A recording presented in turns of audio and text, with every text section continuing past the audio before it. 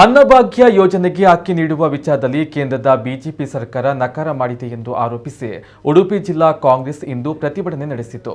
ಮಾಜಿ ಸಚಿವ ವಿನಯ್ ಕುಮಾರ್ ಸೊರಕೆ ಅವರ ನೇತೃತ್ವದಲ್ಲಿ ಉಡುಪಿಯ ಬ್ರಹ್ಮಗಿರಿ ಸರ್ಕಲ್ನಲ್ಲಿ ಪ್ರತಿಭಟನೆ ನಡೆಸಿದಂತಹ ಕಾರ್ಯಕರ್ತರು ಬಿಜೆಪಿ ದ್ವೇಷದ ರಾಜಕಾರಣ ಮತ್ತು ಬಡವರ ವಿರೋಧಿ ನೀತಿಯನ್ನ ಅನುಸರಿಸುತ್ತಾ ಇದೆ ಎಂದು ಅಸಮಾಧಾನ ವ್ಯಕ್ತಪಡಿಸಿದರು.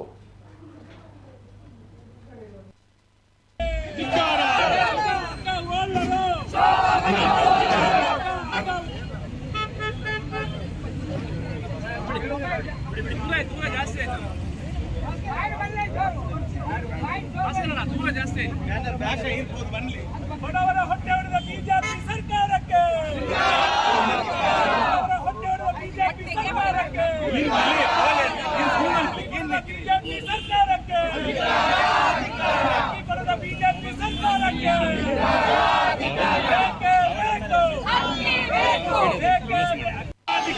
ಅಧ್ಯಕ್ಷರಾದಂಥ ಡಿಕೆ ಶಿವಕುಮಾರ್ ಅವರು ಕೊಟ್ಟಂತ ಕರೆಗೆ ಅನುಗುಣವಾಗಿ ಕೇಂದ್ರ ಸರ್ಕಾರದ ಮಲತಾಯಿ ಧೋರಣೆ ಏನಿದೆ ಅದನ್ನ ಖಂಡಿಸುವಂಥದ್ದು, ಅದೇ ಕಾರ್ಯಕ್ರಮ ನಡೆಸುವಂತಹ ರೀತಿ ಕರೆಯನ್ನ ನಮ್ಮ ರಾಜ್ಯಾಧ್ಯಕ್ಷರು ಇವತ್ತು ನೀಡಿದ್ದಾರೆ. ಚುನಾವಣಾ ಸಂದರ್ಭದಲ್ಲಿ ನಾವು ಕೆಲವೊಂದು ಗ್ಯಾರಂಟಿಗಳನ್ನ ಮನೆ ಮನೆಗೆ ಹೋಗಿ ಇವತ್ತು ಗೃಹಲಕ್ಷ್ಮಿ ಯೋಜನೆ, ಗೃಹ ಜ್ಯೋತಿ ಯೋಜನೆ, ಅದೇ ರೀತಿಯಲ್ಲಿ ಇವತ್ತು 5 kg ಇದ್ದಂತ ಅಕ್ಕಿಯನ್ನ 10 kgಗೆ ಏರಿಸುವಂಥದ್ದು, 5 ಕಾರ್ಯಕ್ರಮಗಳನ್ನ ನಾವು ಗ್ಯಾರಂಟಿಯಾಗಿ ನೀಡಿದ್ದು.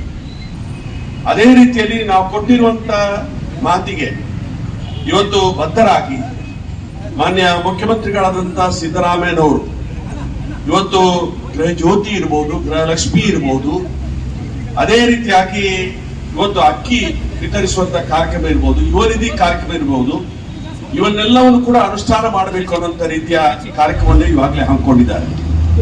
ಇವಾಗಲೇ ತನ್ನ ಕ್ಯಾಬಿನೆಟ್ ಮೀಟಿಂಗ್ ನಲ್ಲಿ ತೀರ್ಮಾನವನ್ನ ಮಾಡಿಕೊಂಡು ಸರ್ಕಾರ ಅದಕ್ಕೆ ಸನ್ನದ್ಧರಾಗಿ ಎಲ್ಲಾ ಕಾರ್ಯಕ್ರಮ ಕೂಡ ಅನುಷ್ಠಾನ ಮಾಡುವಂತ ರೀತಿಯ ಒಂದು ಕೆಲಸ ಕಾರ್ಯಕ್ಕೆ ಚಾಲನೆಯನ್ನ ಕೊಟ್ಟಿದ್ದಾರೆ.